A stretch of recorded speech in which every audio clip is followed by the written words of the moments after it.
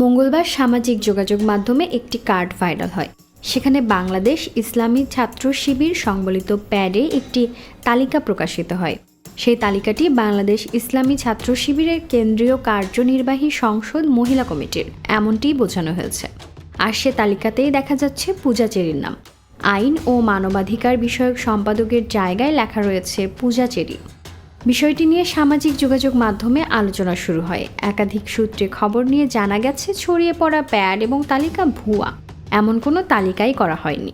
তালিকাটি প্রসঙ্গে পূজা চেরি তার ফেসবুকে একটি পোস্টে ক্ষোভ প্রকাশ করেছেন। প্রতিক্রিয়া জানিয়ে লিখেছেন, মানুষ এমন অবান্তর পোস্ট করে কেমন করে, আমার বোধগম্য নয়। সাধারণত কোনো গুজব নিয়ে আমি মাথা ঘামাই না। তারকাদের নিয়ে রিউমার ছড়াবে, এটাই স্বাভাবিক, কিন্তু আজকের গুজব নিয়ে কথা বলা জরুরি। মঙ্গলবার সন্ধ্যা 7টা 6 ফেসবুক ভেরিফাইড পেজে একটি স্ট্যাটাসে বিষয়টি স্পষ্ট করেন পূজা চেরি।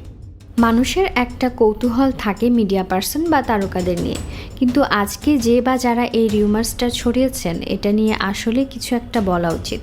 এটা শুধু রিউমার্স পর্যায় পর্যন্ত থাকলে কোনো ব্যাপার ছিল না। এখানে এখন ধর্মের বিষয় চলে আসছে। এসব করে সব ধর্মকে অপমান করা হচ্ছে।